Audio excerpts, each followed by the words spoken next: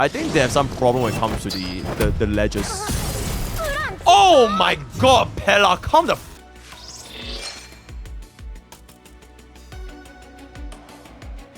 subscribe!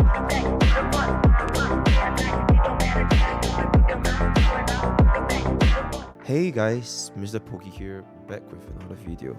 It is currently 12 AM, I think, going into 1, and I've been playing GIRLS FRONTLINE for the past for 5-ish hours. Yeah, roughly for the past 5-ish hours. So these are gonna be the first impressions of someone that has essentially never played an XCOM game, which is like a turn-based chess-ish game in their entire lives, and what I think about GIRLS FRONTLINE 2. So without further ado, let's get into today's content. Okay, first things first.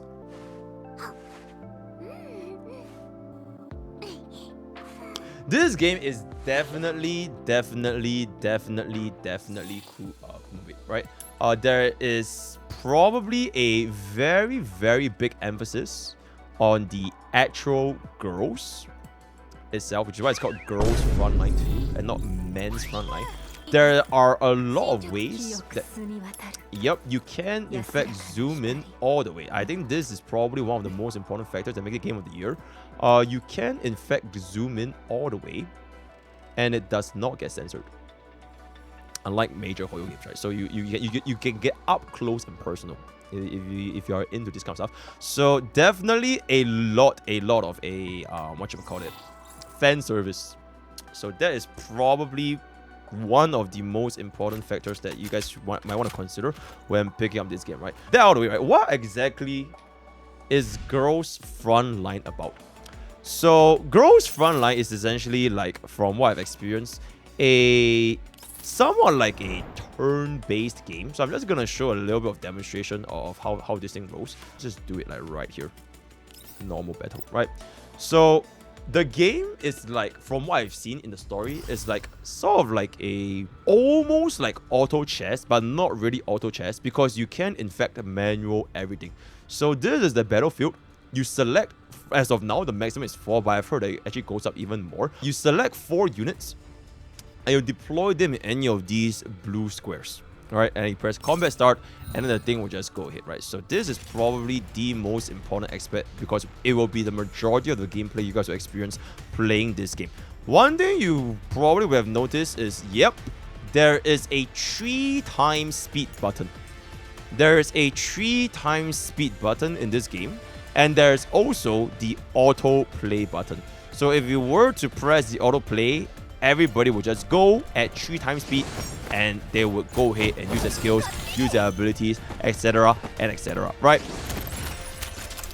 Yep, they have their ultimate animations, their skills, all that kind of stuff. Before I talk about the AI, which honestly it deserves a topic of itself, how exactly does the mobility and the functions work, right? So you essentially select a unit that their turn haven't been used up yet, right? If their turn has been used up, then you can't do it anymore. Also, for example, if you were to choose Sharky and you want to, you know, deal a damage, right? So you can aim this at a dude, and then you confirm, and then she will let go of this ability. Alright, so she will shoot. Yep. And that would be the coordination. And this is also one of the couple of team building abilities where units like Cheetah and Sharky is gonna be a very good match, because they have kind of like a follow-up attack synergy one. So you can see just now when I attack with Sharky, Cheetah actually did a follow-up attack. Alright, so aside from team building, I just want to get into the skill and movements. You basically walk in like this grid, and if your attacks are in range, it will be able to, you know, hit the enemy target. So you have essentially 4 different abilities from what I've gathered. 1, 2, 3, 4, right? Almost every single unit I've seen have 4 different abilities. So I don't think there's like a turn order. So this thing can move first, or this thing can move first. Correct me if I'm wrong, by the way, but I don't think there's a turn order, because all I've been doing so far is to make use of the fun button, right? So usually from what I've seen in my AI is that the support Cheetah always goes first, followed by Sharky, followed by Sabrina, followed by Litara, right? So if you were to move, and honestly the distance is actually quite considerable. So if you, let's say, move here, this will show you where your character is, and if there's a line that can reach the enemy, that means that you can in fact hit them, right? So if you select on this enemy, you go for it, move, and you throw like a grenade, right? Then same thing for the Tara. Because it's a bit too far, you can't aim the enemy. So if you were to move a little bit closer, sorry, if you were to move a little bit closer, then you can see that she is actually in line. Then she can perform her attack, right? So if you want to do like a basic attack, blah blah, confirm, flies in, that's the basic attack. But most of the time, you will be using your skills first before basic attack, right? So after all units go, it's gonna be the enemy's turn. And then once the enemies go, it's gonna be back to your turn, right? So note that this game, your units are actually quite squishy unless you hide behind a cover. All these little walls and these little terrains, these are crucial to the outcome of the battle because it literally makes you go from like this amount of damage to almost no damage. So the cover is going to be a very, very important aspect. You kind of want to know where your position is going to be at. So ideally, your Sharky should be on the other side when she kills the enemy. So when this guy goes to you, his attack won't deal this amount of damage to you, right? So you need to kind of look ahead and see where the enemies are going to be by the time your turn ends. Instead of just, okay, I want to kill them and end my turn, right? So I would say if you want to think about the strategic aspect of this game, when it comes to movements, when it comes to using which abilities, when it comes to who do you kill or do you even kill them, there's a lot of depth from what I've experienced in GIRLS Frontline 2. And I think this is probably the case for most of the XCOM games, such as Brown Dust to, I think I'm not sure if Langriser is, there's like Faye, right? Faye.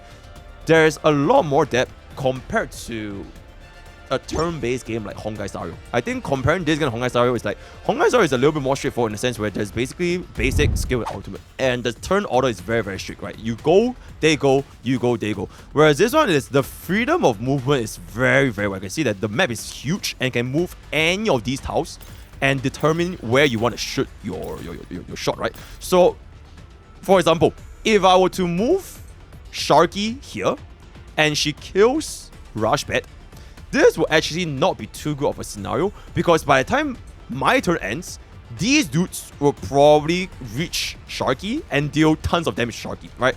So ideally, you probably wouldn't want to, because you want to kind of see where the enemy lies as well. Then rinse and repeat, that would be the gist of the combat, right? You can either Cheetah go first, Sharky go first, Litra go first. So it's your turn, followed by the enemy's turn, your units, followed by the enemy units. I'm not going to pretend like I know exactly how the game functions, how do you optimize supports, DPS, tank, because frankly speaking, I'm very, very bad at the game. I don't really know how to min-max. So what I'd like to do is press this little button over called the fun button. And I think at this point, we will kind of just talk a little bit about the fun, because this is probably one of the best AIs I've seen in a gacha game in a long time. The AI knows a lot of moves that even I myself probably wouldn't have known unless the AI helps me out. So one example, right, I kind of want to pause it a little bit. One example is, for example, sometimes the AI will see that, okay, this guy has very low HP, but your next unit like Sabrina has a very large area of effect. So if the AI was to control Sharky now, Sharky actually wouldn't kill this guy and will probably damage another guy, whereas they will then shift Sabrina to this location and then fire an AoE to kill them all at the same time. Of just absolutely how insane this AI is. And I'm very, very pleased by intuitive and quality of life that we are able to get out of this AI. And you can see how Sabrina just now, or rather Sharky, she went to the back of this wall to kill the bear from behind. So it actually prevents her from taking damage from the front, which is also another depth that they are thinking like defensive covers as well on top of offensive covers, right? So this AI is probably one of the best AI I've seen, especially for all of the mob stages. One feedback though is that although it is a very, very good AI, it's not really a perfect AI because there are definitely still limitations. So one limitation is, for example, right, against high ground. So yes, there is in fact high ground in this kind of game where your enemy, or rather your units, can go up and they can shoot enemies from afar. The AI is a little bit scuffed when it comes to the high ground, because one thing I noticed is that, for example, my Sabrina, she'll go up the stairs and go downstairs and go up the stairs and go downstairs. Oh, okay, they didn't hit the barrel. A bit wasted.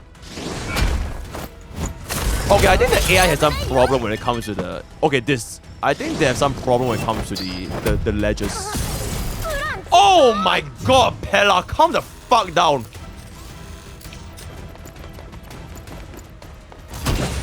Okay.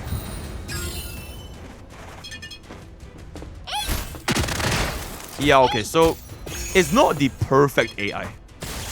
So there could still be some improvements, like choosing when to hit the explosive, or like using, like look at that, she's just going up and down the fucking ledge for like no fucking reason. Oh, okay, that was good, that was good. Still pretty good. I'll give it like a very solid 8 out of 10 for the AI. I don't know what the fuck she's doing, so it's definitely a little bit of scuff. Also, when it comes to some boss fights, like single target, the AI might not be that intuitive. Sometimes they'll like get stuck behind the walls, so when they hit the enemy, when they are behind the walls, it will do very little damage. So not the absolute perfect AI you can, if you know what you're doing, you can definitely do a much better result. But because I don't know what the fuck I'm doing, I've been basically playing this game on full auto pretty much the entire time, and I have cleared all the way up to chapter 4. So my current progression is I just finished chapter 3's boss fight, and I just begun on chapter 4. And I've basically used full auto every single stage. I don't think I use, look at it, beautiful synergy between Sabrina and Pella. Just AoE just perfectly one-shots both enemies at the same time, so that's gonna be very, very nice, right? And just nice, you can see that she's gonna be behind a cover, so she's not gonna be taking that much damage, right? So you can see that she takes greatly reduced damage, right? So far, I am very, very satisfied with the AI's performance. And for players who are new to the whole XCOM series, I think this AI button will be a godsend when it comes to your journey in Girls Frontline 2, right? So that's gonna be that. I think we're just gonna let this play out a little bit more, and then we'll continue from there. So that is gonna be the AI. They will instinctively take cover. They will instinctively figure out which target, or rather the mobs, will be most optimized for your entire team, so they wouldn't waste damage. And they will instinctively use their skills based on the best of the scenario, right? So the Cheetah will always start off with the team-wide buff. Sharky will do a skill. Sabrina and Litara, they will both combine their AoE to just basically one-shot them all. So AI is very, very good in this game, right? So that's going to be that for the AI as well as the combat and basically how Girls Frontline 2 functions. So with the combat system out of the way, here's what I've experienced based on these content the gameplay has to offer. You have campaign, supply missions, and combat simulations. So campaign is gonna be where you're gonna be spending your next 2 or 3 days. Most of your energy will be done with campaign. You should be just power leveling through campaign and just go as far as humanly possible to unlock your one-time clears, give you more stamina, give you more rewards, and then probably a lot of the beginner missions also are tied to your campaign mission. So you want to just kind of speedrun this as soon as possible, right? And then your supply mission is basically your trace materials, right? You want to farm your tracers, farm your echoes, farm your whatever. These are going to be a place where you're going to be farming. Now, I have to point out, for Girls Frontline 2, and frankly speaking, it's not just Girls Frontline, quite a lot of gacha games does in fact have this. They have the auto sweep function. So if you were to go ahead and spend your stamina here, and you were to press confirm, it will instantly clear the farming stage without you playing at all. And this stacks up to 10 times. So you can instantly dump 100 stamina in like 5 seconds with no pause whatsoever. I think my editor can just like grab the B-roll from like 10 or 15 minutes ago where we just sweeped and dump like 90 stamina. I'm guessing we just do supply missions. Don't really have anything else to do. Right, this is for your upgrade dolls. Yeah, I kind of want to see. Oh my god. Auto battle?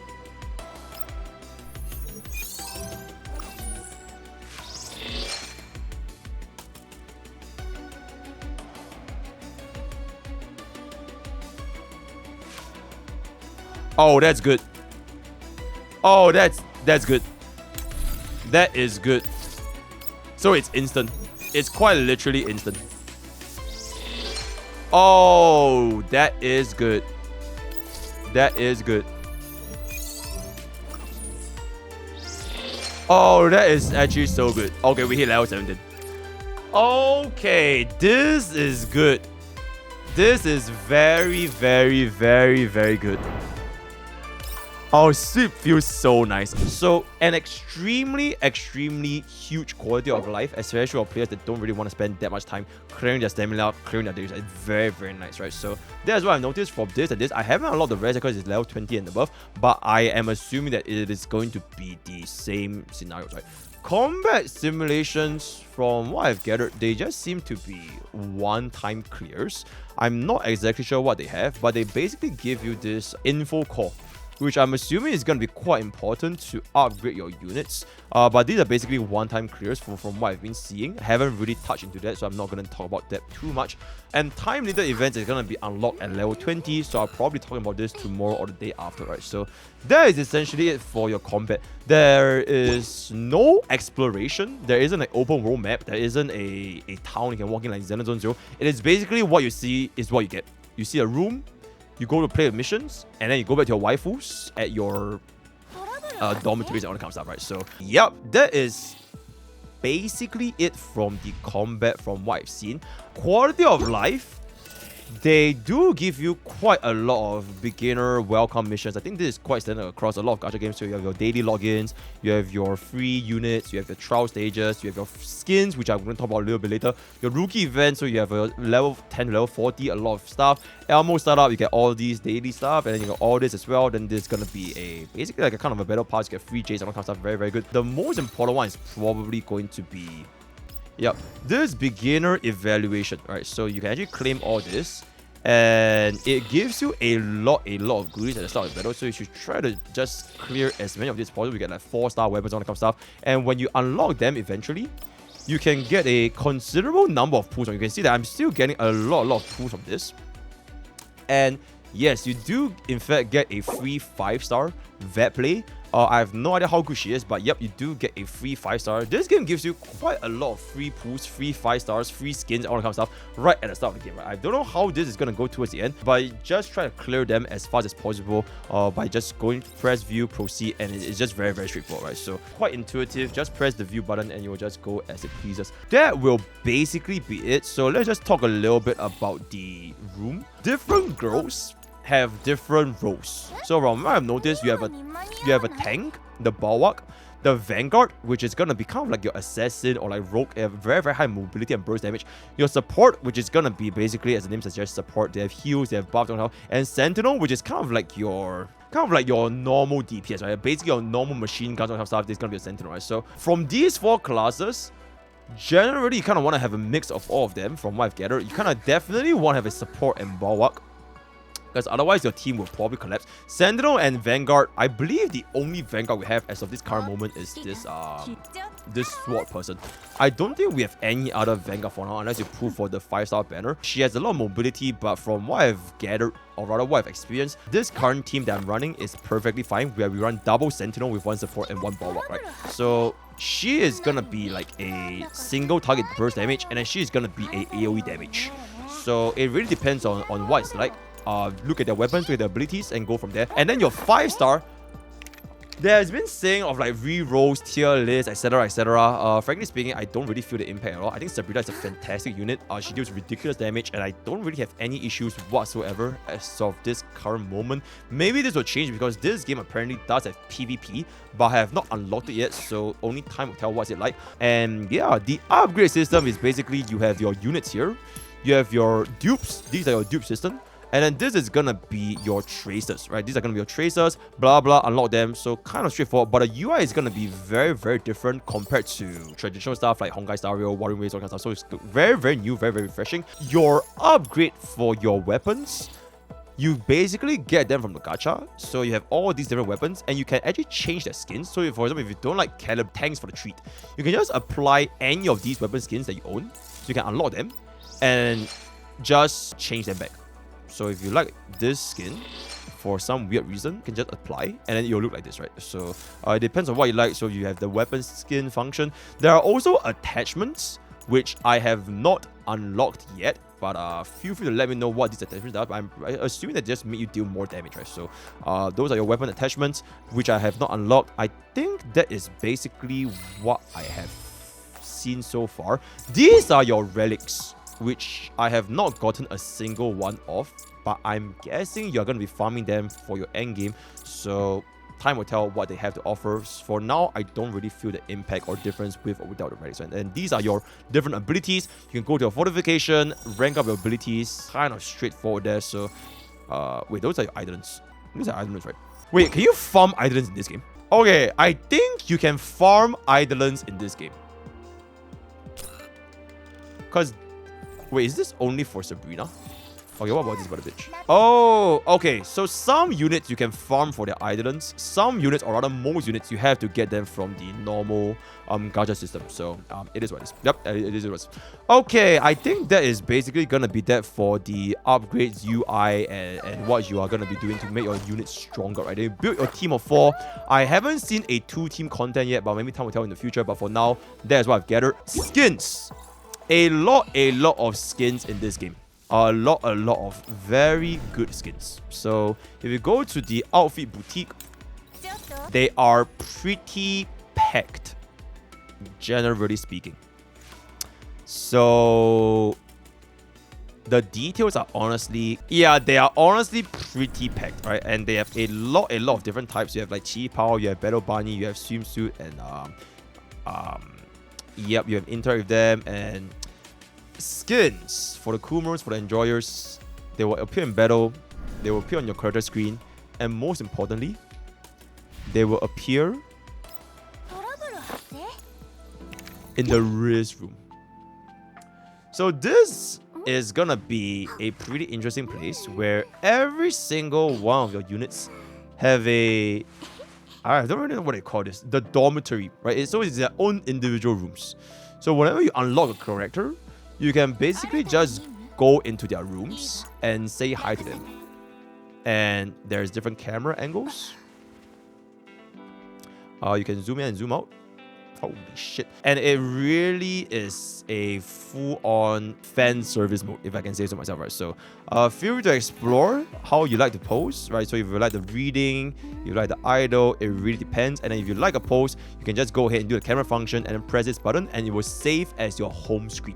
So very nice here over here. And then there's also something like your gifts. So if you go to give them more gifts, you can unlock more poses, right? So you have decorating, blah blah blah blah blah. So feel free to go ahead and raise up your waifus. And this is also a place where you can change your skins, right? So you have this skin, and if you unlock more skins, you can change. Very nice. And then there's also going to be the character profiles, your journals, memories, and voices, etc. and etc. Right? So very nice system for the Kumars. Public area. Okay, public area is basically kind of like the general room. So you go into the dorms, or you can go to this dispatch room where you can unlock your passive income.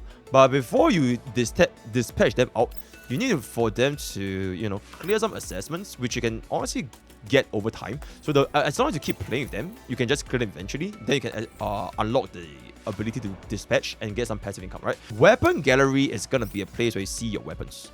So if you quick place, any weapon you own, you can just display them up here.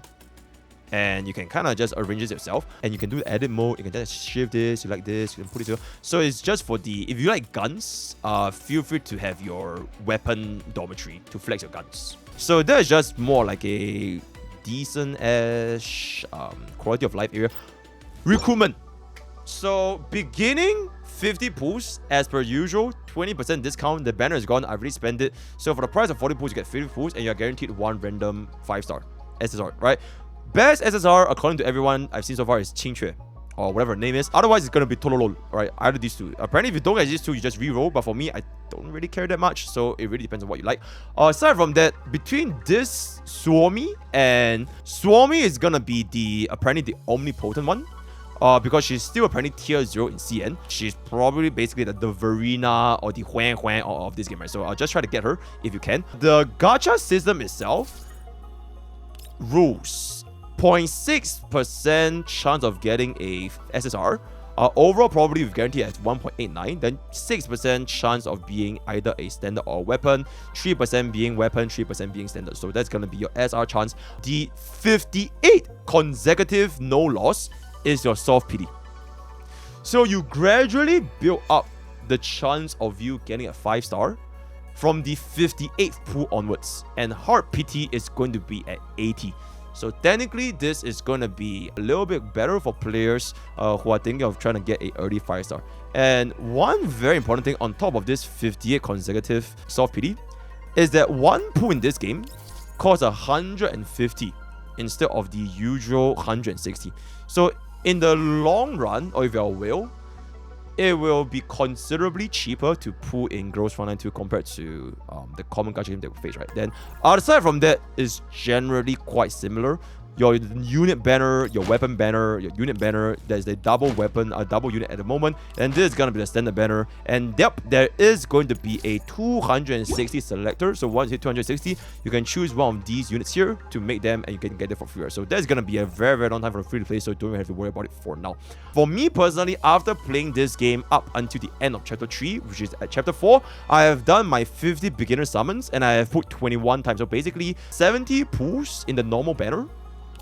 And this is gonna be 30 pulls. You can't really see 30 pulls in the limited banner, right? So I have gotten quite literally 100 pulls total. 70 normal, 30 limited.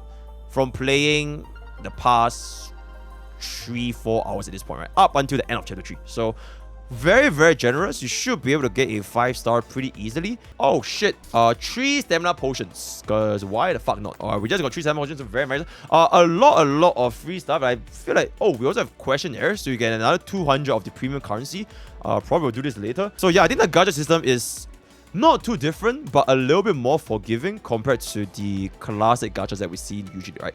One last thing before we just wrap up everything else. Oh, this is gonna be your daily achievements, daily quests, all claimed, so not too much foreign that we have not faced. This is gonna be a battle pass, so quite standard battle pass. So let's just talk about the shop system, the final chapter, right before we wrap it up. Shop system. Skins. I think skins are probably one of the big ways that they are monetizing this game, because from what I've seen so far, they are quite generous with their pools, and I don't really think getting their dupes matter that much. From what I've seen, they don't really have like game-changing effects from the standard units. I could be wrong. So skins are going to be probably one of the ways that they are going to be monetizing it, right? So it's going to be roughly $20 for this skin. This is going to be at a 25% discount. Most skins are going to be at roughly $15-ish to $20 for one skin. Or you can buy them with this premium currency, which you can get from this redemption, right? So these are going to be your premium currency. Exact same pricing compared to the Wuthering Waves, Honkai, Starbucks, Genshin. Exact same pricing. So you do in fact get a little bit more value, because remember that one pool is 150 instead of 160, right? Then double top up bonus, all that kind of stuff, very normal. This trade, yep, you can just trade this. You have your monthly exchange, all that kind of stuff. Don't really think you can care about this that much. What the hell is this? You can get a weapon. Oh, you can get a free 5-star weapon that refreshes once every 28 days. And it seems that they are on a completely different currency. So I guess players can actually get a 5-star weapon quite easily. I don't see where else would you spend this. So that is quite nice. These are your normal monthly shop trades you get from the refunds, right? So that's going to be a completely separate currency called withdrawal receipt. So don't forget. These are going to be your monthly pass and your premium monthly pass. I think you can stack them both at the same time, because one is giving you a little bit more rewards or like rewinds, and this is gonna be more of the collection. So you can kind of stack them both at the same time. And these are gonna be you have a weapon skin as well. It's insane, $6 for a weapon skin. And these are gonna be like your growth packs. So oh shit, it ends in 22 days, guys. Holy shit. So yeah, you do have the beginner package, you have the time limited package, you have the staged package, you have the standard package. So oh my god, a free package. Holy shit, $1,000. Very nice. So you do get this free package, and this is a ring.